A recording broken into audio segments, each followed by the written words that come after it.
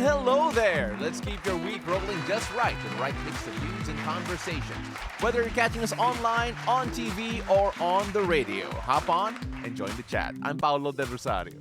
Hello there, beautiful people. I'm Asis-Carilo. We are simulcast on Mellow 94.7 DFM. Here's your daily dose of deep dives and good vibes. Welcome to Beautiful Day! All right, so we got a jam-packed show again As today. always. Of course, as always. We have our friends from BFM coming in later on as well. We also have our favorite commissioner for sa Komisyon sa Wikang Filipino. We're gonna be talking about Filipinx as well. Filipinx. You know what? We guested before people from Filipinx, diba? Yung like, it's a fashion movement. Pero, This is a totally different thing. This is a term that is used for yung parang gender-neutral term. Pero this is mainly in the United States, by the way, or not here in the Philippines. Not here we say Okay. Filipino, Filipino. Overseas Pero na. overseas Okay. because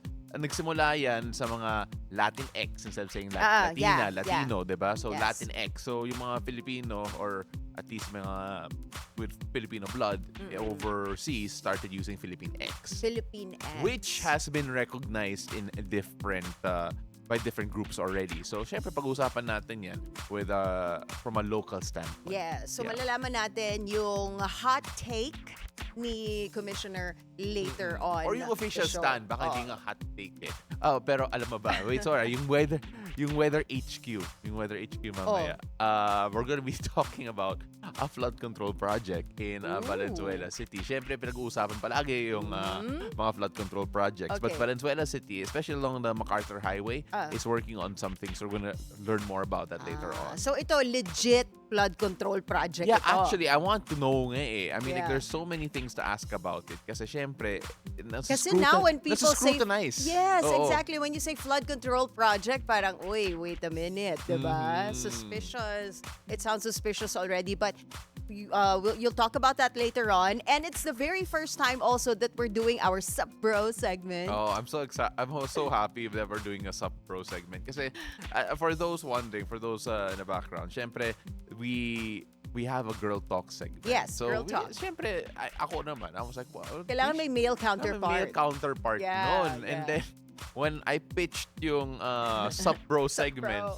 as a joke, sinabi ko, yung pag-usapan I natin. voted for it. Yeah, yung Yeah. pag-usapan natin, men's issues, which is probably the worst thing to say. Pero, alam mo, we're just happy to have like a konting bro talk dito. And what a guest we have, si DJ Tony Toni, who very, in many ways, epitomizes yung sup bro mentality. Oo, siguro. and I feel like he's the perfect image for Sup Bro. Oo. You I know. mean, like, naalala ko back in the day, yung Boys Night Out with, when its original iteration, it was very unabashedly like that. Yes. So, yeah, I mean, like, syempre, it's evolved since then.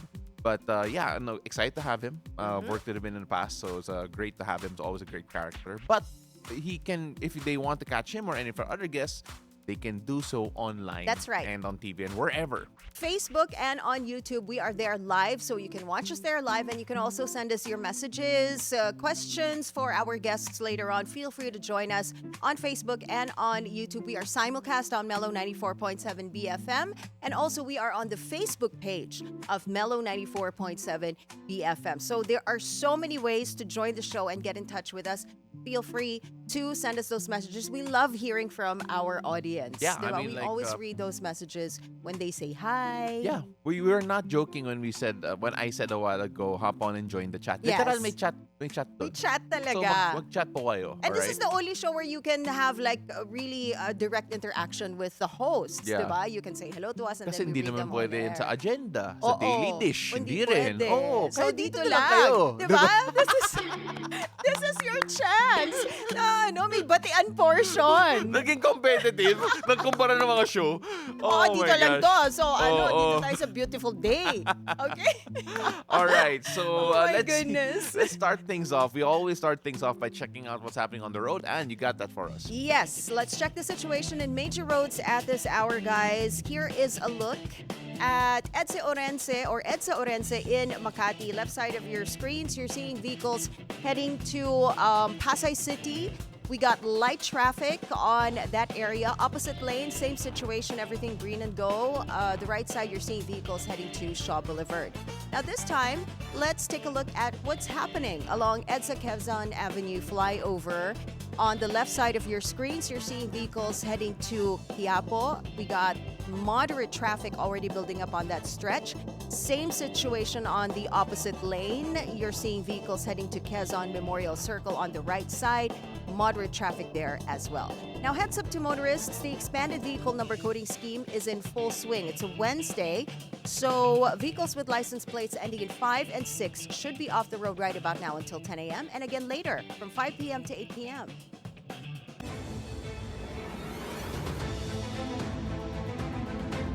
Now, what will the weather be like this Wednesday? Let's find out from Paolo as he gives us today's forecast from Weather HQ. Take it away, Pao. Thank you so much, Anne. Let's take a look at two low-pressure areas that we have been monitoring inside the Philippine Area of Responsibility. That's right, there's two of them so far. Now, this, together with the southwest monsoon, continues to bring rains that affect many parts of the country. Now, let's start off first with a low-pressure area in the eastern part of the country. Now, as of 3 a.m., it was last seen near Patnanungan in Quezon rather. According to Pag-asa, it is because of its location that it is unlikely to develop into a tropical cyclone and is expected to dissipate this afternoon. Still, even though it is expected to dissipate, it will bring rains around in its area. Now, because of this LPA, expect cloudy skies and scattered rains and thunderstorms over Calabarzon, Metro Manila, Central Luzon, the Cordillera region, Ilocos region, and Cagayan Valley. Moderate to heavy rains may lead to flash floods or landslides, so please remain alert. Meanwhile, let's take a look at the other LPA. Now, this is spotted 200 kilometers west of Dagupan City in Pangasinan. Now, this one has a medium chance of developing into a tropical cyclone within the next day. Now, for now, it is not bringing rains to any parts of the country, but in the coming days, it may enhance the southwest monsoon that will affect more areas.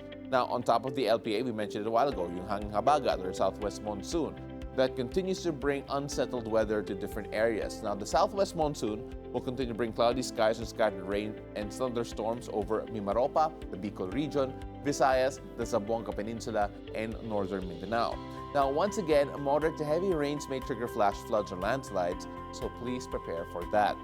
Now, as for the Mindanao region, you expect partly cloudy to cloudy skies with isolated rain showers and thunderstorms, mostly in the afternoon or in the evening. Now, two LPAs, the southwest monsoon, let's talk about rainfall. Now, due to the LPA, moderate to heavy rains amounting to 50 to 100 millimeters are expected in the provinces of Cagayan, Isabela, Aurora, Nueva Ecija, and Quezon. On the other hand, the southwest monsoon will also bring moderate to heavy rains over Occidental Mindoro, Antique, and Palawan. Residents in these areas are advised to take all necessary precautions as these rains may cause possible flash floods or landslides. Keep monitoring official forecasts, stay safe, and always prioritize your family's safety. Now, when it comes to the sea conditions, there's good news because there's no gale warning in effect despite the two LPAs and the southwest monsoon. However, you can expect moderate to rough seas expected along the western coast of southern Luzon. Small vessels and fishing boats are advised to take extra precaution when venturing out to sea. Now, for the rest of Luzon, you can expect generally moderate waves that are noticeable but still manageable for most sea travel. Meanwhile, over in the Visayas and Mindanao regions, light to moderate seas are expected. Now, waters will be generally calmer, but sudden and rough conditions may develop, especially during thunderstorms. So, to all of our seafarers out there, fisherfolk, and anyone going out to sea, always check the latest weather updates before heading out and keep safety as your top priority. Now, that is it for Weather HQ at the moment, and back to you. Thank you so much, Pao. Now on to our headlines this morning. DILG Secretary John Vic Remulla denies he personally recommended sacking former PNP Chief Nicolas Torre III. This comes just days after Bilyonaryo News Channel first reported a turf war between Remulla and Torre. Remulla explained part of the president's decision is Torre's reshuffling of PNP command group, which he said bypassed DILG and NAPOLCOM. We are a country of laws and not of men, that the institutions must be larger than the people who run it. The president saw it necessary that the institution of the PNP and the NAPOLCOM be upheld as according to the spirit of the law as it was created. Police Lieutenant General Jose Melencio Corpus Nartates Jr. is assigned as OIC of PNP. He denies there is internal conflict in the agency. Nartates assures that PNP will continue carrying out its duty. Nartates previously served as PNP's second-in-command as Deputy Chief for Operations. On the same topic, mixed reactions from the Senate after former PNP Chief Nicolas Torre III was relieved from his post. Senator Panfilo Lacson believes Torre abused his power when he previously moved the second highest in command, Police Lieutenant General and now PNP OIC Nartates, to a lower rank. Lacson explains even if Torre had absolute authority, only the president can assign or remove high-ranking officers. Meanwhile, former PNP Chief Senator Bato de la Rosa says this only proves walang forever. He says he has a bone to pick with Torre after he gave up former President Rodrigo Duterte to the International Court, but he admits he also feels sorry for Torre, who only served a little over 2 months as PNP Chief. Galit ako na naawa ako sa kanya. Because I've been there. What if ako ang nandyan, nakaupo, at sinunod ko lahat ng orders ng nagbibigay ng orders sa akin. Lahat na ginawa ko. Kahit na yung bordering to illegal acts, unconstitutional acts, questionable acts. Ginawa ko na lahat. Pagkatapos, ngayon, tanggalin lang niyo ako ng unceremoniously. Well, you know what? This has been a hot topic yesterday. I remember Yeah. your reaction yesterday when you found out. There's a lot of shock. I think I was shocked. That's true for most. And, we've seen a lot of people in Congress, even in the Senate, very much surprised. And we're siguro yung fallout na to, people are now asking, bakit kaya? Right? Yes. We've heard from John Vic a while ago. And of course, we've heard from other officials. And we're still, some people are still grasping for the answers and, of Yes. course, the reason why. They're saying it's because of he reshuffled some people in the PNP. And I believe that was parang binaypass niya ang authority ng NAPOLCOM and the president as well. I think you need to inform the president beforehand before doing reshuffling in that department. But I thought the reason why I was shocked was I thought that move, he had authority to do that being the PNP chief. So So that was the there. reason given by Secretary John Vic Remulla. And at the Yes. same time, Senator Ping Lacson did mention, as we reported a while ago, that he feels that the president had the authority to shuffle the ranks around. Yes. But again, I think we're gonna hear a bit more about this. And of course, baka ma-reassign pa siya. Oo. Like Nakakagulat lang, oo. kasi wala naman siyang issue. Yeah. Diba? At He least that has we done know of. nothing. Yes, Yeah. yes. So sa news wala. So that's why people are shocked and needing to hear more explanations as to why he was relieved from his post. Now, moving on, Rojas matriarch Judy Araneta-Roxas passed away at the age of 92, leaving behind a legacy of service and love for family and community.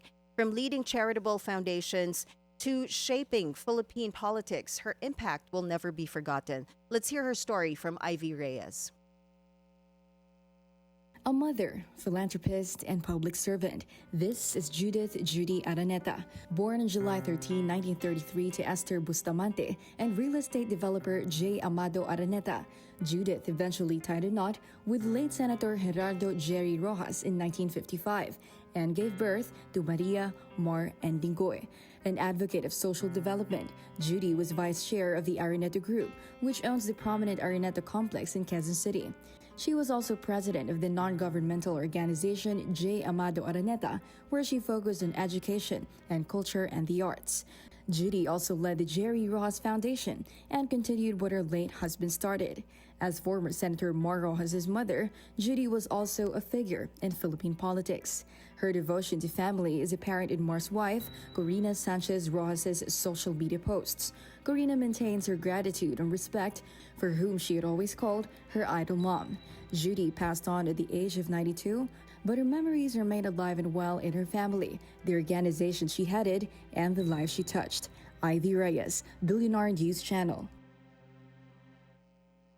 Our prayers and condolences to the Ross and Araneta families. Of course, our thoughts and prayers are with all of you. Now, moving on, Batangas 1st District Representative Leandro Leviste has filed a formal complaint against the district engineer who allegedly attempted to bribe him. According to Leviste, engineer Abelardo Calalo brought 3.1 million pesos to his office as an initial kickback, and Calalo was offering an additional payment of up to 360 million pesos or 10% of the flood control project funds for the 1st District of Batangas. This is in exchange for protecting them from the investigation into anomalous flood control projects.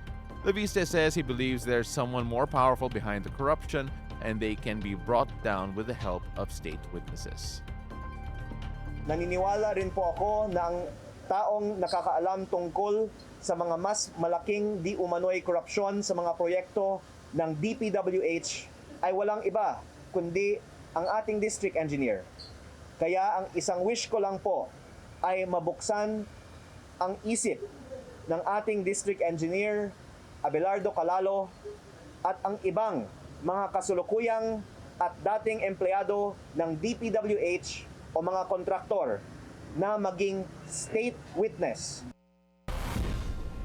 Well, the call for state witnesses. This is first of all, it's so blatant, diba? Caught red-handed, Yes. right? I believe the quote was when Representative Leviste made the call to the police was that a crime is being committed. Yes. Diba? So, caught red-handed. There's a name involved right now, and the hunt is on for the bigger fish to fry. You know, if you watch the interview of Mr. Leviste last night on Point, nakaka-shock siya. Because according to his conversation with Pinky, nangyayari talaga to even before he was there. So yung previous administration nung Batangas town na yon, you know, ibig sabihin, the previous one who was seated there accepts. You know, when you take a look at the Bribes like this, diba? The systemic corruption, I think that's the right term to use. I don't think, it's not shocking, to be honest, na meron, considering the scale of what the problem was that it's in terms of from the DPWH or whatever flood control projects. If I'm not mistaken, 10% of flood control projects, that's what the bribe was supposed to be. And that would have been up to 360 million pesos. Diba? So it only goes to show that because this is no small thing, it feels like it's been going on for a while. But you know that there is corruption happening in the government. But when it is coming from someone already in authority, who's in power, and who's experiencing it firsthand, diba? Parang nakaka-shock pa rin siya when you hear it from him. Now, So the question is state witnesses. yeah. Diba? How So who this- could step up? This has opened the can of worms and more names will be revealed. So let's see. Yeah, and Diba? speaking of opening up a can of worms, we're now moving on to someone a bit related to that as well. Yes. The Discaya couple faces a penalty of up to 6 times the value of their luxury cars, worth an estimated 500 million pesos if found guilty of fraud. The cars include models like Bentley, Maybach, and Rolls-Royce, which could involve smuggling or misdeclaration of taxes. Customs officials say an investigation is underway, which could take 15 to 30 days to verify if the cars were legally imported and whether the correct taxes were paid. If fraud is proven, penalties could include both civil and criminal charges, with a possible fine of up to 3 billion pesos. You know Wow. what? All I can say But is have that have you seen the Yeah. interview Yes, we've and seen- all those 40 cars? I think a lot of people have already seen their Yeah. garage at this point, and of course the luxury cars and the way that it is being displayed so proudly. I think it begs the question about, of course, I'm sure Customs saw it. And that's Yeah, one of and the that's reasons the reason why they're having this investigation Yeah. now, diba? It's it's really no excess. cheap thing. It's no It's- cheap thing. Mm. So, if you're a member of Customs and you're looking at that and you're thinking, is everything right?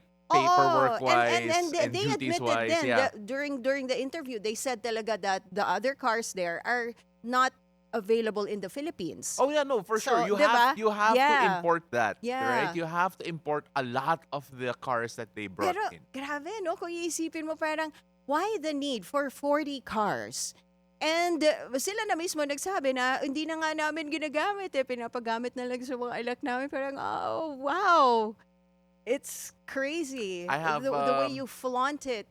I have nothing against Proudly. I have nothing against car collectors. There are a lot, especially from the more affluent families. There are a lot talaga. Pero syempre, the timing, especially considering the scrutiny that they are under at the moment, I think leaves them more open to investigation and questions. Yes, Kaya yes. the BOC coming in, I believe it's not that much a surprise.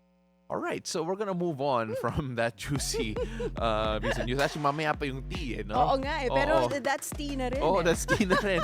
So we're gonna move on first to sports. Let's go on to the US Open, where Iga Swiatek and Yannick Sinner dominated their first round matches on the Arthur Ashe Stadium at the US Open, both winning in straight sets. Swiatek, who recently won Cincinnati, easily beat Emiliana Arango 6-1 and 6-2 and will face the Netherlands' Susan Lamens next. Sinner, the men's defending champion, handled Vitko Priva 6-1, 6-1 and 6-2, setting up a match against Australia's Alexei Popyrin. Meanwhile, Coco Gauff will headline the evening session as she begins her campaign against Australian Ayla Tomljanovic.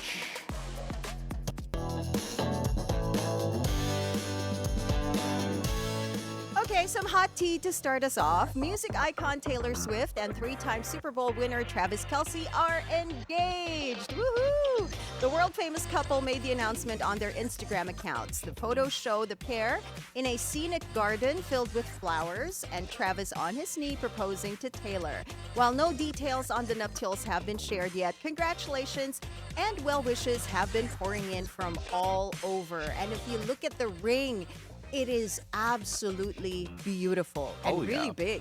Oh, It's yeah. a big diamond. I have some info on the ring. So Go. Taylor posted, your English teacher and your gym teacher are getting married. That was Yes. actually her post. And it's really so cute because, it kind of like really involves their fans. Like the fans are really a part of Oh, yeah. their lives. So the ring is an 8-carat old mine brilliant cut diamond. It's worth an estimated $500,000, estimate lang. But that's around 30.8 million pesos. Okay. Kapresyo ng flood control project, di ba? And, kapresyo ng flood control project. And the woman who designed that ring, her name is Kindred Lubeck. She was once told that she would never be a jewelry designer. And little did she know that she would actually make the ring for Taylor Swift. O, diba? It has a nice story. The ring of Taylor Swift. Sana may close-up picture tayo of the ring ni Taylor. Sorry, because it's 500,000, tama ba? 500,000 US dollars. Pero alam mo, because of the fact that it is an engagement ring, I have a feeling the worth is more. significantly more. Oo. Like I'm Estimate pa lang naman eh. Estimate Oo. price. I'm looking at Oh, different. there it is. Look at that. It's so beautiful. I'm looking at different reports right now. They're saying that it could be around maybe even 5 million worth right Oh now. my Considering gosh. it is the engagement Yeah, ring yeah. of Taylor and Travis. So, mga ilang flood control projects din yun. Marami na yan. Oo, siguro mga Madami-dami tatlo. na yan. Diba? Mga tatlo na. Oo, Oo. laki ng kickback doon. But anyway, look at that ring, Paolo. I feel like guys now mape-pressure. No, can I just say, all right? I want to annoy a lot of NFL fans out there. Yung mga, those who actually watch. Oy guys, sikat na si Travis Kelce. I mean, that would annoy a lot of people. Yeah, you A said lot of he them. is already a big name. He's a super big name Yeah. in sports. And right now, obviously, he's going to be more of a household name. Travis Kelce also was actually in the latest Happy Gilmore. Yes. Great cameo there. So yeah, I mean, like, he's crossing into mainstream more beyond NFL. So good for him. And okay, good for the two of them. They brought up, I believe, one of the older videos before they even met, wherein Travis Kelce admitted na crush niya si Taylor Swift. Oh, like a celebrity crush, right? And then, Okay. hey, you know what? There you are. He you're married. manifested Taylor Swift into his life. That is so cute. It reminds me of David Beckham and Posh Spice. Yes. It reminds me of David Beckham and Posh Spice kasi David Beckham also admitted before meeting Posh Spice No. that He liked Victoria. na-crush niya si Yes. Victoria Beckham, who would be Victoria Beckham. So yeah, This is so much also like the Maine same. and Arjo Atayde. mas local na. Diba? Oo, tama. Local. So yeah, I yes. mean, like, hey, See, manifestation works, no, even in love. But does this now mean no more sad music from Taylor Swift or wala nang patama music? Malalaman natin yan. Oh my gosh. Kasi I'm so she sings interested. about her, her excess. love life. Yeah. Diba? Yeah. All right, so we gotta move on here. Okay, we have another cup of tea for you. Yesterday we were talking about this. K-pop Demon Hunters is now the most streamed movie in Netflix history, overtaking Red Notice. The animated film has racked up 236 million views, surpassing the 230.9 million of the action hit starring Dwayne Johnson and Gal Gadot. Centered on a K-pop girl group who secretly fight monsters, the movie has also earned praise for its style, soundtrack, and story. Directed by Maggie Kang and Chris Applehands, it's been called high concept and artfully punched by critics. Hooray! Congratulations, K-pop Demon Hunters! Yeah, I love K-pop Demon Hunters. Again, as I mentioned a while ago, it was my favorite guilty watch, right? It's good. We're playing the music in the background. Yeah. Yeah, so I mean, like, first of all, no one can reach it, but we love it. All right, no one can reach that that pitch, that tone, right? And but then people have been dancing it. Did they show already the sing-along version here in the Philippines? Not yet. I have a they feeling kung if they should the sing-along version here Puno in the yan. Philippines. Puno ang Puno yan. cinemas. Oh, Yes. like party siya. So, hey, well, watch out for Ann there. She's gonna be there. Oh my goodness. Practicing ko muna. But guys, our Bestie hangout is up next. We are going to be unearthing a decade-old cringe-worthy Facebook posts on Bestie's Ask later after the break. Magkakaalaman kung gaano nakatagal yung Facebook account mo. Plus, Komisyon sa Wikang Filipino joins us later for hot takes as they settle a long-time debate on the non-gender specific term Filipinx. Don't miss these exciting conversations. Beautiful day. We'll be right back.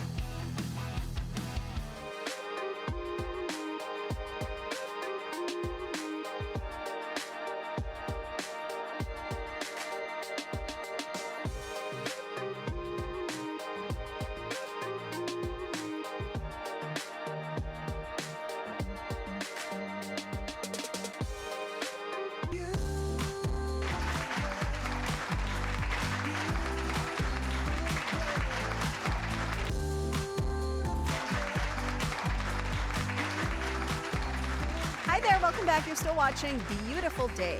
It's time for another Bestie hangout to brighten up your day. Bestie DJ Yen is on the line. What's our besties asked today, Yen? Good morning, besties. Happy Wednesday today. I'm so excited for this one. Would you like to share with us a Facebook post, an old Facebook post, which you cringe at right now? Alam mo, just thinking about how old my Facebook account is already making me cringe. Kasi, Mine's older than my sister. And she's like, what, 16?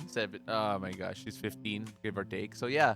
I mean, like, it's been a time. Like, dati, what you would post was a lot, well, the way you communicate was a lot different back then. Yeah. Kasi before Facebook, we used to do a lot of blogging, blogger.com yung uso nun, and then Multiply, and then Friendster, and then now Facebook, right? So see, cringe na itong conversation. Ito pala, we're not even showing old posts yet. Yeah.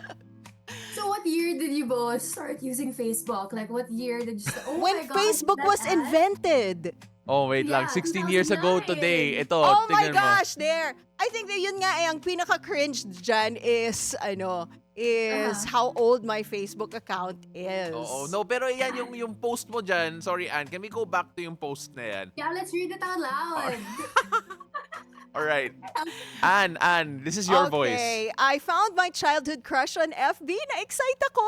Ayoko i-add. Baka hindi niya ako naaalala. Jahe. Yung gusto ko dyan may 9 comments eh. Oo, wag na natin basahin yung comments. Baka nandun yung pangalan, ma-reveal bigla. Okay na yan. Posted that. What's going on through your life daw? Ha? Yeah. Wala. Alam mo kasi, Going on. no. Kasi when Facebook was invented, and actually Friendster din, you always try to look for yung mga crush mo before. Diba? You search them up on Facebook, and then you look at their profile, you look at their photos, diba? So yung time na yan, I was searching for my old crushes, and then nahanap ko yung crush ko nung elementary ako. Hindi ba yata pinapangalak si Paolo nung Nung elementary elementary ka? Oo. See? Yun ang cringe doon. So there, nahanap ko siya. And I don't think I added the person. You didn't add mo ngayon. Maybe Mamaya. we'll see the post today. Oo. Then tag mo. Oo, pero yeah, I mean, like, it's funny kasi that was one way to go about it. Pero dati, DJ yan, I don't believe kasi right now, dati kasi there used to be a time where we posted lyrics of songs Yeah. Yeah, as that's our true. status. People do that Do until they still now. do that until now? It doesn't feel the same. Kasi right Okay. now, it's always visual eh. Oo, Diba? that's true. Yung Oo. mga stories na eh. Yeah, and diba? they actually play the song. So let's take a look at the Yeah. next post here. I don't know. I think it's gonna be Anne again or me. Me? Again? Oh no, si Yen. You're like, if you know Pokemon, you would know. Like, I don't know what Pika? goes through my head. Di ba yun So yun? hindi ka kumakain nun. Kala ko Pika-pika kumakain ka ng on pika-pika. Hindi. Oh. I sent it too. You Okay. know when Facebook still had your status beside your name. Yes. So it's gonna be Yes. Yan Supan Yeah. is doing what? Is yan, So yeah. So for some reason, every single day in, when was that, March 2012, it was so hot. I said I just had to share to Facebook that I was eating ice because it was so hot. Yeah, 2013, alam mo, grabe. Parang Yeah. recent lang yan sa akin. hindi naman. I was still in college then. Okay. In fairness, I was still in college then. 2013, nagtatrabaho na ako noon. No, but it's funny kasi I remember, it's actually part of background checks now. Yung mga people Past- hiring. yeah. Like they Yeah. go through your old social media posts. Yes. Just to check if things no. So there's another post here. Oh, this is me. Okay. Oh. So remember how I said you deep. post. It's so deep. It's not. Do you remember how I said you post lyrics to songs? Yeah. This actually is a quote from a video game sa simula. Oh, And when- it's said in a Yeah. Scottish accent. Oh, do it in a Scottish accent. I can. Okay. Come on, I just can't. give it a try. I cannot. Until now, I can still hear it in my head. And I think fans of the FIFA series would know what this is. This is probably the best introduction back in the day. And I remember, wala lang, I literally probably was about to play that game and just posted that. Ganun level dati. Oo. So Oh. it's literally, at that time, it was a snapshot of what you were doing eh. Okay. Diba? Yeah. So yeah. But I can't do it in Scottish accent. I can't talaga. Aw, man. You should like to do it. Sinabit-sabit mo yan tapos hindi mo pinractice. Oo, kasi it's He supposed to hyped be us up read, for not it. said. No, but yeah. Parang ano yan eh, yung alam mo yung EA Sports. Oh, It's in the game. Di ba? EA Sports. EA Sports. It's in the game. Parang ganon. Oo. Yeah, yung parang ganon, actually. Okay, okay. But I have did a you get question. messages from your listeners sending their cringe posts Not from back yet. then? Not yet. We are about to look at it. That is 947 Mellow on Facebook. All right, perfect. So we'll check that out later, and Yes. hopefully, kasi my favorite is actually looking back at what certain politicos say in the past. Kasi magandang background check yun yeah. eh. And normally sinasanitize na nila yung mga accounts nila. But When back they get then into kasi they politics. weren't very, Oo. people weren't very careful back then. Malakas ang loob natin mag-post ng kung ano-ano eh. So it's nice to, take a look at those Yeah. past posts. Yeah, so for those and start watching, deleting them. for those watching and who are applying for jobs for the first time, or I-delete nyo na. like go through your Yeah. old posts. Titignan niya ng HR. Also, your old profile pictures. Yes. What kind of profile pictures Oh did you my guys used to God. post? Yeah. Ibang topic And ata the yun, outfits. DJ yan. That should be a totally different outfit. Topic and more time to discuss about old photos, ugly outfits. They were But thank you product very of their much. time. Yeah, thank you so much for hanging out with us. Thank you so Bestie, much. we will see you again next Wednesday. DJ Yan, thank you so much. Bye. Bye. All right, moving on. The term Filipinx has been recognized in the online dictionary way back in 2020, but some still consider it unnecessary as the traditional term Filipino is believed to be gender neutral in nature. Should we stop trying to make Filipinx happen? Paolo, it's time for some hot takes.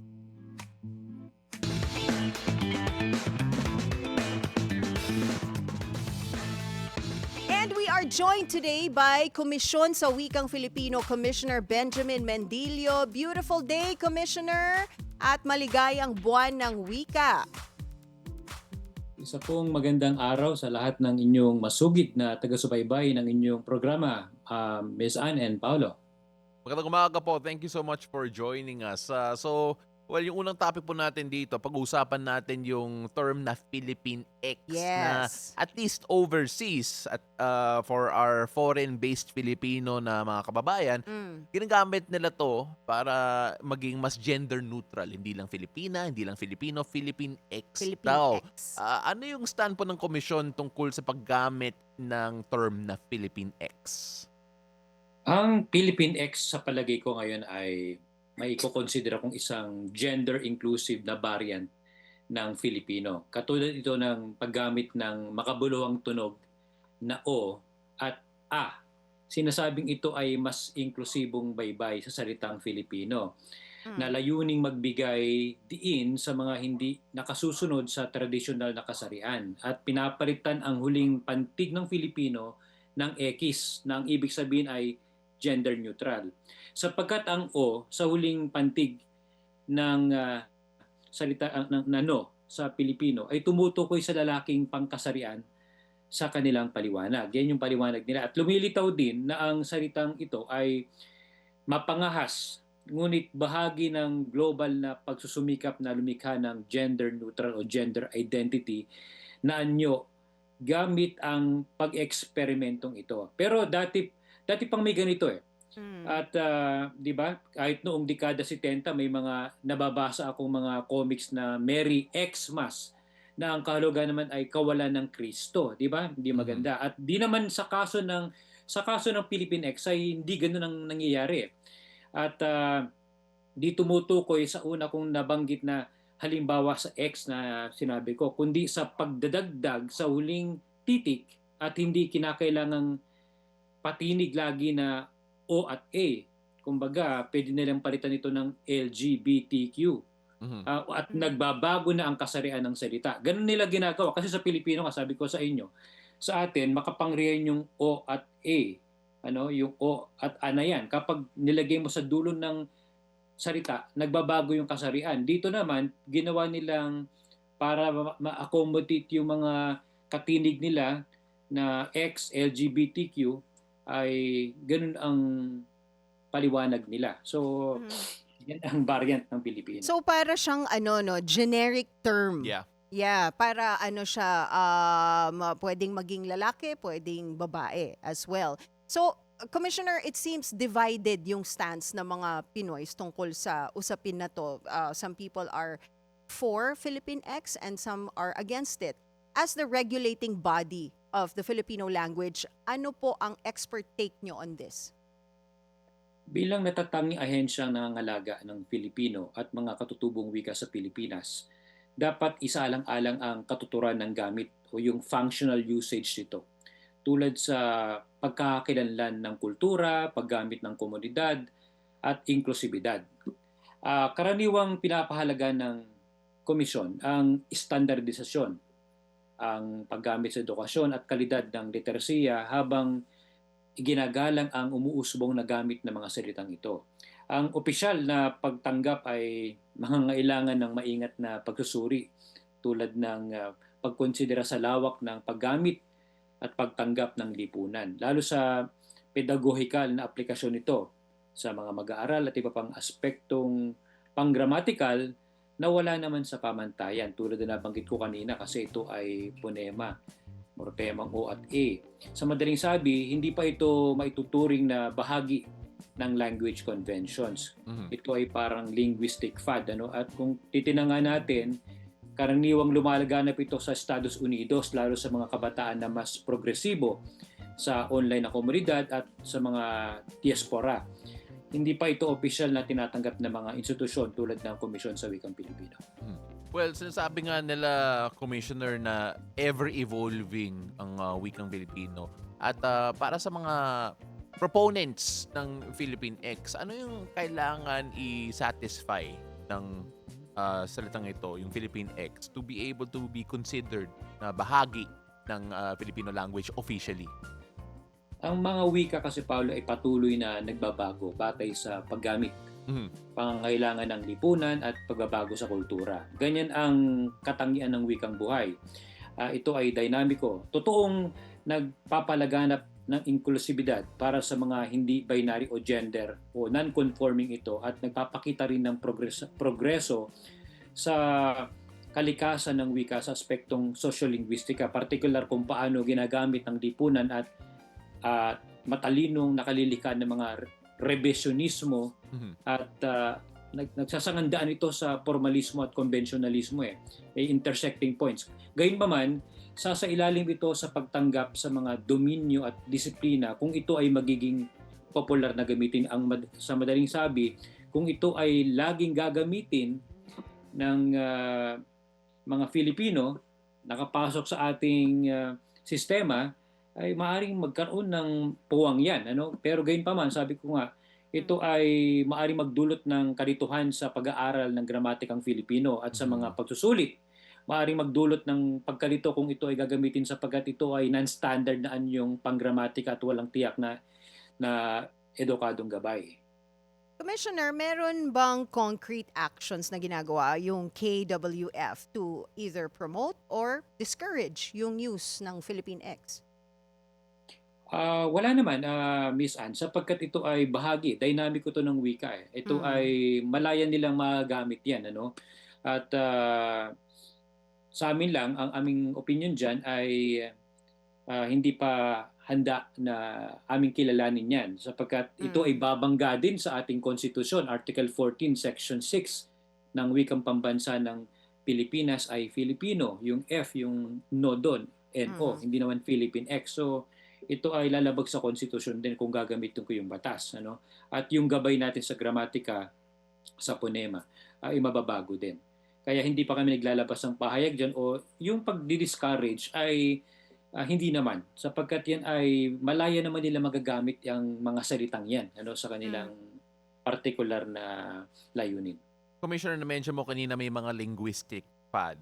Itong Filipinx seems to fall under the category na yon. But at the same time, kapag kinakausap ko yung mga kaibigan natin na based overseas or yung mga Phil-Am or yung mga Phil-Foreign, sinasabi nila may mga sarili silang term na parang iniiba nila from a certain Filipino words. A good example is yung term na Pilo o Filipino na Yes. ginawang shortened o minsan nga sa States, flip. Yung Filipino rin, kaya may flip music nga tayo. Parang iniiba nila yung pagsabi ng Filipino. When you have foreign-based Filipinos changing yung language natin, parang mas nagiging colloquial or mas nagiging quote-unquote linguistic pad, at what point does yung KWF look at yung mga occurrences na to and consider it to be, siguro pwede natin pag-isipan as part of the Filipino language o yung wikang Filipino? Ang paglitaw kasi ng Filipinx ay umaayon sa mas malawak na tendensiya ng Gen Z at Millennials na gamitin ang wika bilang kasangkapan para sa inklusibidad at paghamon sa mga binaryong konsepto ng mga salita. Mahusay naman yan, kasi gawaing malikhain yan eh. At maaring mas malawak itong gamitin sa ilang komunidad, ngunit hindi automatikong matatanggap sa formal na kaligiran. Dapat bigyang halaga ang pagiging inklusibo sa anumang patakaran para sa lahat ng demograpikong antas, di lamang sa iilan. Kaya posibleng hakbang para itaguyod ang inklusibidad dito ay una, Paolo and Miss Ann magsagawa ng pananaliksik tungkol sa paggamit o saloobin at epekto sa paggamit ng salitang Filipinx. Maglabas din siguro ng gabay o posisyon tungkol sa kung kailan, paano maaring gamitin ang inclusive forms tulad ng Filipinx sa edukasyon at media, at siguro maglabas ng patakarang pangwika na nagbibigay linaw sa mga non-standard na anyo o emerging na mga likhang salita para sa formal na pagsusulat o pagsusuri. Isipin natin kasi kapag ginamit yan sa mga sanaysay na mga bata, baka magulat yung guro. Ano tong Filipinx na to? Kailangan magbigay ng malino na paliwanag para sa mga guro at mag-aaral tungkol sa standard na Pilipino at anumang exception nito tulad ng Filipinx. Commissioner, maraming salamat. But before we let you go, naging viral ulit kasi yung buwan ng wika, yung celebration natin ng buwan ng wika. Dahil sa nangyari sa US Open, I'm sure nakita niyo po si Alex Ayala po na after she scored a point, I believe, sa final frame ng laro po nila, nung tumalikod siya, may makulay na salita na sinabi daw siya. I mean, like, parang alam ng lahat ng mga Pinoy kung anong sinabi niya. Yes. Pag napanood mo yung video, kahit na wala siyang audio, you already know kung anong sinabi niya, Commissioner. Pero Commissioner, at that time, naalala ko, all over social media, biglang nag-push yung, uy, buwan ng wika. Buwan ng wika nga, kahit dyan sa US Open. Ano yung reaction niyo po yung nakita niyo na, uy, biglang binibigyan ng focus ulit ng buwan ng wika. Kahit ganon yung nangyari. Or at least yan yung salita na allegedly nasabi. Well, hindi naman may tatanggi, kahit na walang tunog, pero makikita mo sa, sa bukas ng kanyang labi ay kung ano, nag-BI siya ron di ba? Sa akin ay saklaw pa rin yan ng ng malayang pagpapahayag. Expression yan expression yan. Yan ay hindi pinipigilan ng ating batas, saligang batas. In fact, sinasabi dyan sa Article 3, Section 4, di ba? Yung malayang pagpapahayag, saklaw pa rin yan. Yan ay isang expression. Expression naman yan. Kasi yung pressure, mayroon si Alex kumbaga, nailabas siya sa ganun. Wala naman siyang nasaktan Wala naman siya nasaktan na tao. Hindi naman siya nakagambala. Wala namang public disturbance na nangyari. Yan ay expression niya. Kaya yan ay malaya niya may papahayag sa ganung paraan. Commissioner, may laro ulit mamaya si Alex Ayala. 1 Let's see, babantayan a.m. natin. naka-schedule dito, Philippine time. Kaya bantayan natin kung ano pang masabi niya. But of course, maraming salamat, Commissioner. Really appreciate you for spending time this morning. Yes. Thank you, Komisyon. Sa Wikang Filipino, Commissioner Benjamin Mendillo. Thank you for joining us. Nabuhay po kayo. Salamat po. Always love talking to Commissioner. Grabe yung mga topics Ang sarap natin. ang sarap niyang kausap talaga, Oo. And of course, napaka-educational, and I feel like we're smarter every time. nakakausap natin Parang si mas Commissioner. gumagaling tayo sa wikang Tagalog. Kailangan ko yan. Sa tuwing kausap natin si Commissioner. Oo, Yun. kasi dahil sa konyo background ko, kailangan ko talaga to, right? 100%. Now, when we return, we'll talk about Valenzuela City's bold move against flooding, including its first water catchment project and the high-tech flood monitoring system. Stay with us. Beautiful day. We'll be right back.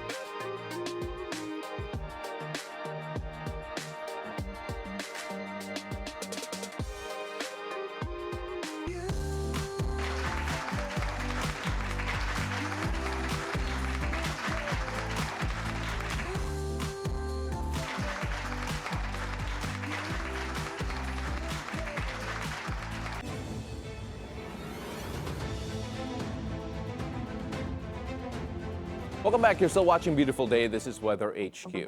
Now, flooding remains a major challenge in Valenzuela, especially along the MacArthur Highway. Now, the city is taking bold steps with the Panatag Water Catchment Project and a new flood monitoring system to build flood resilience. Now, joining us via Zoom to tell us more is architect Edison Ching Padilla, city building official of Valenzuela City. Magandang umaga, Architect Ching. Welcome to Beautiful Day. Yes, magandang umaga sa iyo, Paolo. Architect, let's start off first with yung problema ng flooding sa Valenzuela, particularly sa MacArthur Highway. Gaano kalaki po yung problema nito in terms of flooding? Normally, how much water do we expect sa area po na yan? Well, actually, given the fact that Valenzuela is a low-lying area, no, so pagbaba pa lang ng Tulyahan Bridge, no, doon lang naman nagkakaroon ng flooding sa may BB, no, sa may Marulas, and then sa may Malanday, sa may Talandanan area. So, yun ang mga critical points ng kadalasan ng flooding along MacArthur Highway. Mm-hmm. And then there's going to be the Panatag Water Catchment Project. How will this help reduce yung flooding?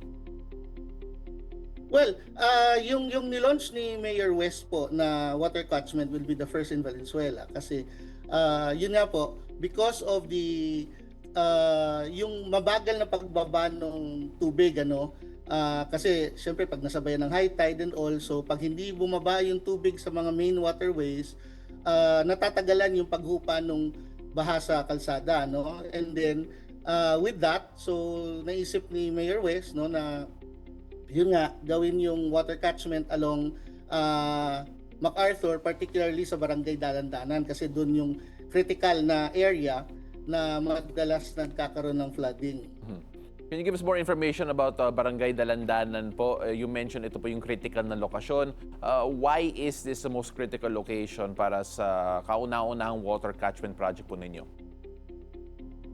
Well, one kasi yan, syempre pag nabaha, no, yung part na yan ng MacArthur, so may hirapan na yung mga motorists natin at commuters no makatawid, no, going to Bulacan.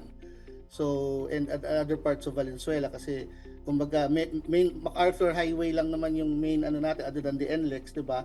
Yung pinaka main na daanan natin going to and from Manila and Bulacan through Valenzuela. Architect, ano po yung mga detalye tungkol sa catchment project na to in the sense of how much water can it hold and of course what areas do you expect it to protect specifically kapag mabigat po yung ulan? Well, one, this is in coordination with the OTR kasi property ito ng PNR, no, yung ginagawa ngayon na NSCR project in North-South Railway, Commuter Railway project, no. So sa gilid ng MacArthur, sa property ng PNR, we will be developing that with the help of the OTR nga to provide yung segmented na mga water catchment, no. Hindi naman to isang stretch talaga. So these are selected areas na lalagyan. So phase 1 will cover around 230 linear meters, about 5.8 meter width, with a depth of around 2 to 3 meters, no? So medyo malaki rin siya because roughly that can hold up to mga 3,000 to 4,000 cubic meter of flood water. Sir, at the moment, I'm sure you know that yung mga flood control projects have been given an added focus, especially with what's happening sa national government and of course certain provinces. How will the City of Valenzuela ensure yung mga materyales, yung mga construction would actually be one, of course, of quality at not substandard, and not only that, syempre, pagdating sa budgeting, pagdating sa mga iba't ibang aspeto nito in terms of yung construction, even yung mga contractor, na may transparency po, and of course, how will the city ensure yung quality nga? Okay. One, as instructed, instructed and as mentioned by our Mayor Wes Gatchalian, no, he'll be the one really to manage this one. Kumbaga hands-on siya dito on top dito siya para to ensure nga that the completion is within the standards and the specification, no. So that would be one. Number two, yun nga, from the news you can see last Monday lang bumisita si Senator Win dito. Chinek niya lahat ng mga flood control projects at all flood control projects in Valenzuela are natayo, andito, and all working. Although may mga iba na kailangan ng i-upgrade as per his observation. In terms of yung timeline po of this particular project specifically, when can residents expect to see results? Well, we're still waiting for the fundings from the OTR. Pero once it's downloaded to the LGU, then approximately around 6 months yan. So 6 months yung construction po after ma-approve na yun sa DOTR. Alright, so apart from that, may bagong flood monitoring system po kayo. Could you explain what that is and of course how will residents benefit? If I'm not mistaken, it's called Atmos. Yes. Hindi na naman siya bago, no? It's a flood monitoring system. It's just that Atmos is coupled with an AI technology already. So yan yung ilalagay natin sa mga critical areas natin sa mga riverways, no, to monitor the elevation. Kasi minsan nga iba na yung behavior ng ulan natin, ano, minsan areas lang tas biglang buhos, no. So hindi siya talaga sabihin mong isang area, isang city, buo yung area niya binabaha or inuulan, ano. So with this, coupled with AI technology, yan ang mag-update na sa amin, magpo-prompt na sa aming disaster na tumataas na rito and all. So mas mabilis ngayon yung response natin kasi meron ng kumbaga may mauuna na makakakita nung biglang sudden rise, and then ma-check din niya kung yun bang umaangat may halong basura or talagang tubig lang, 'di ba? So malaking tulong yun sa decision making at saka quick response ng city. Naging kritisismo po for different LGUs and the wider Metro Manila area in general na kulang sa master planning. Does Valenzuela City have a broad flood control strategy? And of course, when you talk about yung master plan, quote-unquote, meron ba ang Valenzuela City for flood control? Yes. Actually, yun nga rin, ano, actually, last week lang din, Mayor Wes signed a memorandum agreement with UP Resilience Institute, ano. So kasi nga ang hinahanap ni Mayor West talaga is a science-based solution, no. Hindi yung basta isip tayo ng flood control project dito and ganyan. So science-based ang approach natin ngayon. That's why we're getting studies from the expert, and ayun nga, marami kaming natutunan doon, and one is that yun nga, hindi siya pwedeng inclusive, hindi siya pwedeng Valenzuela lang gagamutin natin because again, flood waters or rain waters coming from the upstream, let's say upper QC and Caloocan area, bababa sa Valenzuela and then exit sa Mekawayan, Bulacan. So hindi lang siya Valenzuela lang, ano. So we need also the information from the other nearby cities. However, yun nga, to answer that, yes, we have a master drainage plan pero needs updating, no. So that's part of the study that Mayor West and UP RI will be doing in the next couple of months, no. siguro in 3 months meron ng result yan, so that lahat ng magiging approach natin into flood control solutions are science-based. Well, architect, we're going to be looking forward to the progress of Valenzuela City and of course, whether or not successful nga and of course on time yung mga flood control projects po ninyo. Maraming salamat. He is a city building official of Valenzuela City, Architect Edison Ching Padilla. Maraming salamat po. Hope to see you again soon. Yeah, thank you very much. Now that's it for Weather HQ at the moment. And back to you.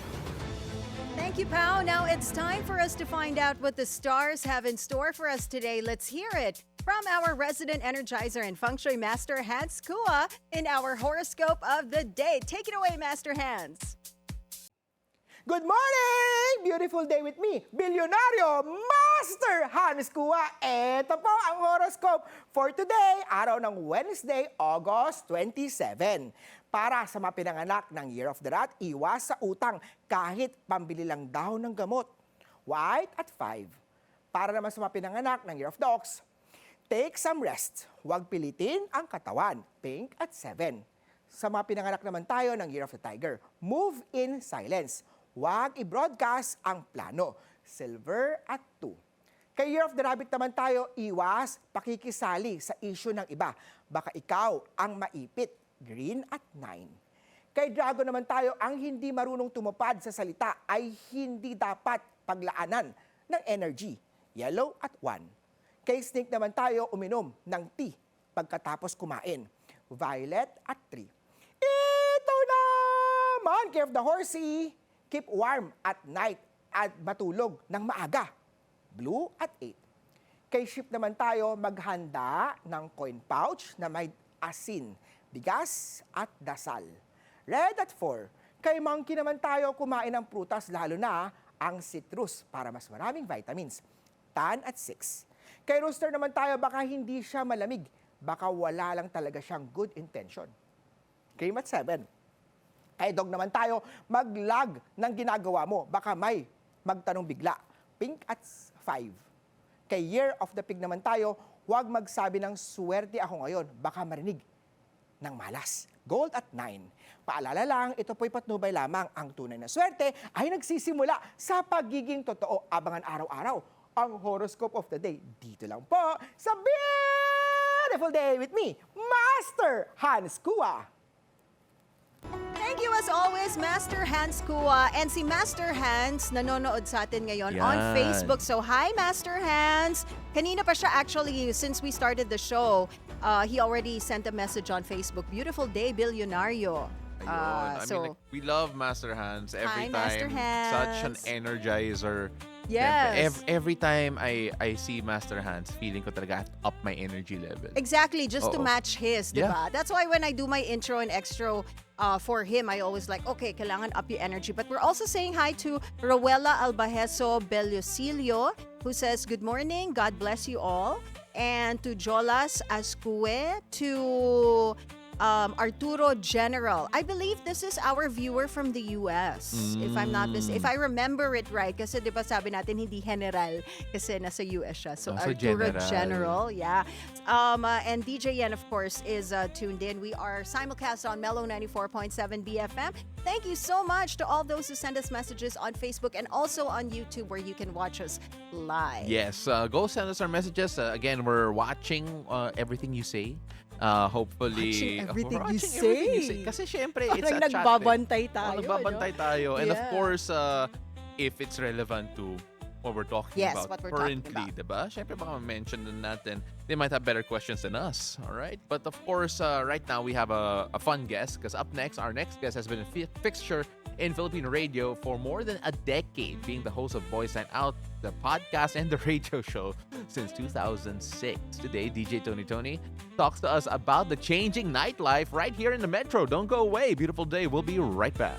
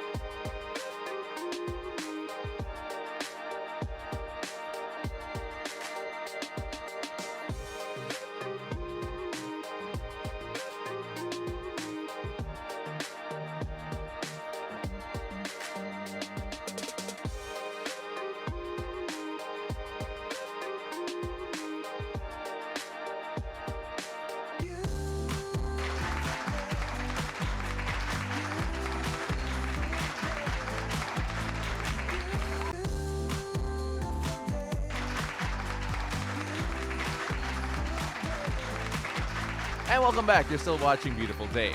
Now, bringing Manila's OG nightlife crowd back together, the Millennial Club gives us a throwback to the peak party scene from a decade ago. What a time that was. And here to walk us through that is host of the Boys Night Out radio show podcast, DJ Tony Toni in Sup Bro.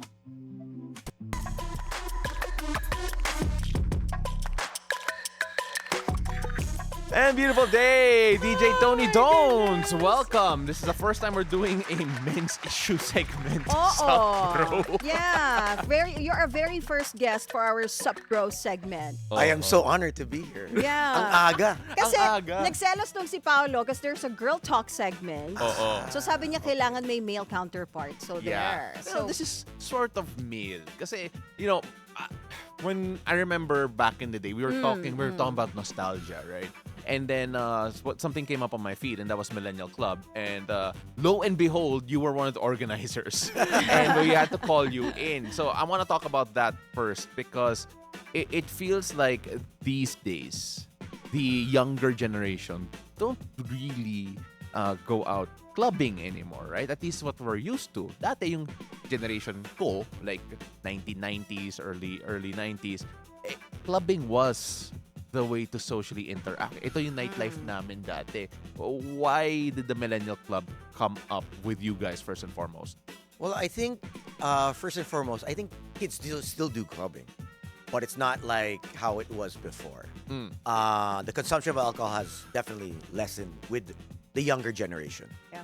But we're seeing the older, or at least the seasoned veterans that used to party, Seasoned may veterans. trabaho na sila. Yeah. May family na sila. Oh. Or they got married and decided to have kids. So, hindi na pwede yun Wednesday, Thursday, Friday, Saturday mag-party. So, the Millennial Club came up because your generation may pera na. But may responsibilidad na. So, how do we get them to come out? Yeah. So, we said, you know what? Why don't we start early? Instead of people starting, because the clubs open mga 11 eh. Yeah. They used to open 9 to 10. Now it's a later crowd. So that means it's so much harder for you guys to come out. Yeah. Since you guys do a morning show. So now we start 6 p.m. Yeah. 6 p.m. pa lang, inuman na. 6 p.m. until what time? Till 11:30, 12. 11:30. And then, Oh. but because the first Manila Club, it fell on the liquor ban before election. Oh, okay. 2 days before election. So, we decided 6 p.m. start and midnight. Kasi alcohol ban was at midnight. Oh, okay. Yeah. Yeah. So, exacto 11:30, uwi na. It was such a big hit. So, everyone's like, we gotta do it again. Yeah. Because ang daming FOMO. Yeah. When they saw the videos, they saw the photos, they're like, oh my gosh, this is like all the people from Lay Boracay. Oh my God. Yung mga pumutang Fiamma. Yeah, Fiamma. Republic. Yes, Okay. yes. If you were a party goer of, I guess, Embassy, Yeah. Encore. Arakama. So we had the second one just a few weeks ago, and it was such a big hit as well. So we started that 7 p.m. and it ended at midnight. But one we pushed it to 1 p.m. For others that since there was no alcohol ban, we opened till 3 a.m. You can still 3, but majority of the millennials They were stay gone. till 11:30. Antok na eh, 11:30. Yeah. That's true. Ganun na yung age group na yun eh, di ba? You start to get sleepy at an early time. Kaya that's a perfect schedule for them, Yeah. for you guys. And I guess sa generation ko, Yes. Gen X, maaga ako antukin. Yeah. Diba? Well, aside from that difference in scheduling now, how different is the usual club scene nowadays? I mean, the Millennial Club, if you compare it to how it was before. Oh, Gen X, ang Gen X kaya yung nag-lead ng early bar and nightclub culture. Kasi yung diba, parang Mars, from Princess. analog to digital, nakita natin yung transition na yun. How different is it now? I think before it was the Gen Xers would drink till the wee hours of night. Yes. And the next generation would want to outbeat the Gen Xers, right? They said, we can drink a lot more. We can party harder. I think it stopped with the pandemic. the human habits stop. For some apparent reason, this generation has slowed down their consumption of alcohol. We're seeing, especially in the band scene, it's so weird to see the older bands with their generation. You see an uptick with bottle service, drinking more alcohol, but with the younger bands, konti lang ang ininom nila na alcohol. Isang bote or one bottle of tequila. That's it. That's it. That's it. Dahan-dahan sila. Yeah. Unlike the generation before them. Generation ko. Yeah, yeah. Talagang walwalan. Kahit weekday, we're gonna drink. Yeah. So it's I think the younger generation is a bit more mindful, They're health conscious. health conscious. Yes. Yeah. I think they don't feel the sense na go hard or go home. Yeah. Yeah. I mean, like, dati it was go hard, then go home. Eh. Yeah. That's how. You don't go home if you don't go hard. Well, yeah. I mean, like, dati you had no choice. Eh. Dati one bottle of tequila was the warm up. Eh. But then, I mean, when you take a look at how things have changed, syempre, we always say health conscious. We always say the younger generation. It's harder to draw in a younger crowd nowadays. How has that affected your industry in particular? Because you are promoting, you are a part owner, you're an investor in a lot of these clubs, and how has that changed things from a business standpoint for you? I think it's always to get a younger group of kids to handle the marketing, because they know what's the latest Okay. in terms of how to market, how to invite, how to promote. They know their core in terms of language pa lang, what music's good. So we gotta get younger DJs. We have to get a younger marketing team. And we've been able to do that. We've been able to actually adapt, especially after the pandemic. The Palace Group, we have at least 5 different venues, or even 6 to handle the different age brackets. So if you haven't been out, so we have a club called Clubhouse. Yeah. So from 18 years old to 22. Okay. So if you're in college, first year, second, you're gonna That's go where there. you're going. Okay. You're not cool kung hindi ka nakakapasok sa Clubhouse. At 18 to 22. 18 okay. to 22, Okay. alright. Noted. Okay. So kung nandun tayo, masyado Hindi- tayong Oo we're too naman. old. We're dinosaurs for Yeah. that. If you wanna be called Tito, Tita, I will be a tita pasok ka- there. pasok ka ng Clubhouse. Yeah, exactly. Trust me. That's why there's a rule. If you see me, I tell them, do not call me Tito. Okay. Yeah. Yeah. So Call me tita. I'll walk around, and then the next, if you're 23, if you're like 3rd year, 4th year college, you don't want to hang around the 1st, 2nd year, Yeah. right? Not all the time. So you'll end up going to Yes Please. Yes. So Yeah. kagabi lang, or this morning, it's one of our biggest nights. It's called Rockyokey. We have a band, Okay. and celebrities and The Who will sing and jam with the band. Okay. And that goes on from, we start mga 9, 10 p.m. hanggang 4 a.m. Oh, Okay. yeah. And so That tracks, yeah. that's 23 above. Yeah. And then if you are in your late 20s, mid to 40s, you'll go to Revel, which is a more sophisticated, more upscale kind of lounge. It was supposed to be where people can talk, but Yeah, it evolved. it evolved. And then if you want to party all out, you go to Xylo, which is the club, Okay. which is a capacity of 1,300, and that used to be the Valkyrie. Yeah. Okay. So we evolved. It got smaller, but it's definitely got the lights, the sounds, the LED. It's world class. And then now, sa mga titos and titas that used to go out, the seasoned veterans, we have a new venue. It just opened up July 31st, and it's a supper club. Oh, yeah. So it's for dinner. 6 p.m. you come in. By 1 a.m. you should be home. You should be. You should You be. should home. be. You should be. home. You've Alright. had your fill already, You had so your fill, oo. time to go home na. Yeah. I mean, Oh. like, it's funny because And apart from that, obviously you have that Millennial Club. Is that happening anytime soon again? We're looking at maybe the fourth quarter. Fourth quarter. Later, maybe hopefully if we can push another one, maybe October, November. Yeah. We'll see. All right. Because I know a lot of people who want to line up for that. Kasama na ako doon. Just to... Kasi maaga ka kailangan umuwi. Oh yeah, or let's just do it when it's a weekend the day after. I don't know. So actually, funny thing is, because of our first millennial, we have every Thursday, 7 p.m. we open on a Thursday. On a Thursday. Yeah. Sarado na kami midnight. Wow. Wow. Sarado na midnight. So lahat ng staff dito. Oh. Thursday, sagot ko. Sagot ko Thursday. Kung gusto nyo. Bakit Thursday? Oh, bakit? Kasi Thursday, I think it was...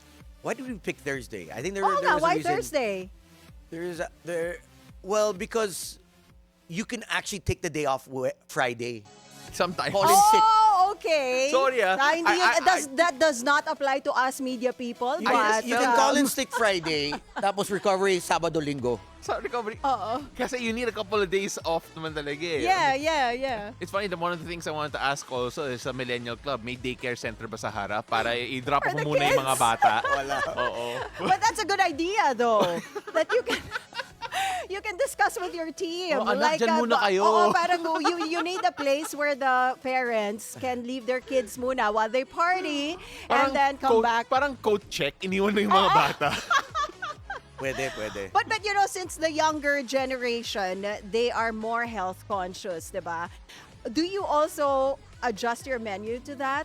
Like may mga mocktails, actually. diba? Kasi may mga hindi umiinom. Yeah. We do have mocktails, and you can ask for it. You can request. Our bartenders, our baristas, and our mixologists are definitely skilled enough to make mocktails. So in Medusa, we actually have 4 different mocktails. Okay. So if you come in, you'll be able to actually ask for a mocktail. And we also have another bar that's more of a speakeasy within the same compound as the Palace called Somewhere Quiet. So that mixologist is world class. He's from the 2016-2017 World's Best Bars. Cedric used to be based in Singapore, if I'm not mistaken. He's opened bars in Australia, Tokyo, New York. Yeah. And now he's basically curated this bar called Somewhere Quiet. It's not too quiet. There's I still was music. gonna ask that. Is it really quiet there? It was supposed to be very quiet, but there's It's music. not. Okay. Just And, like Revel, supposed to be somewhere quiet. and the cocktails there are amazing. Plus, they have mocktails that Okay. you've never ever had because he's made this from scratch. Okay. So he has this. It's off the menu, but you can ask for it. Mocktail. Yeah, Ooh. Earl Grey. He has this Earl Grey mocktail. Or Earl Grey sounds very tita. It's very Tito. Very much. So Is that your favorite? I'm not admitting to anything. But that's so now, good. Tony, because you know you've been there in this industry, in this scene for the longest time, diba? Ano na ang type mong nightlife? Oh wow. Well, being as one of the co-founders of 12 Monkeys, Mambanda. I really being on radio for so long now, the reason why we put up 12 Monkeys was really to help the bands in 2014. Well, in 2012 was when we conceptualized it. 2014 was when basically we launched 12 Monkeys. And it was to help the bands, and my partners, Chito Miranda and also Champ of Hale. We really wanted to help the bands create revenue. Yeah. Because it was all DJs. It was all dukes. Yeah. Yeah, during that time. So, if you had to ask me what I enjoy, it's a bit of both. But I do appreciate bands because it's different. It's Yeah. live music, Yeah. Live and music, yeah. Live music. you can actually sort of Interact talk with them. to people Yeah. on a more chill Yeah. kind of scene. Yeah. Medyo the club scene is it's crazy. It's wild. Yeah, it's insane. Yeah. You know what? It's great to. Well, for us, it felt like we were reminiscing, but it's also nice to see how things have evolved, especially with the younger generation. Because it feels completely different. It feels completely different in so many ways. What I love about the Philippine nightlife if you compare it to others. So, mura. And kung may kilala ka, especially bar owner or promoter, you don't have to fall in line. You can cut the line. You can party all night. It's about who you know. I think bars in QC nga, mas matindi. They close 7 a.m., 8 a.m. eh. Yeah. Grabe sila eh. Yeah. So, the Philippine nightlife is definitely thriving after the pandemic. But there will be changes, definitely. Yeah. There will be, as you said, the younger generation are more healthier, Yes. conscious. So, we have to see how that translates in the future, in maybe 5-10 years from now. Well, Tones, we're running out of time now okay. at the moment. But then, I before we let you know. go... Sayang. Sayang. Oo nga Ang dami eh. pa pwede pagkwentuhan. Pinagising mo ako na maaga eh. Okay. I was about to Grabe. say that we have to continue till like 7 p.m. para diretso na tayong To your next schedule. But Tony, we always ask this to our guests. The show is called Beautiful Day. What makes your day beautiful? Waking up early. What?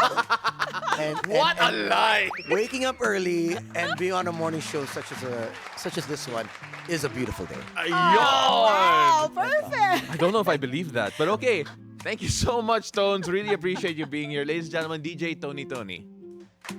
And that is going to be a wrap on our show this Wednesday, August 27. Thank you so much for joining us as we went down memory lane. I'm Paolo de Rosario. Remember, keep it cool. Take it easy.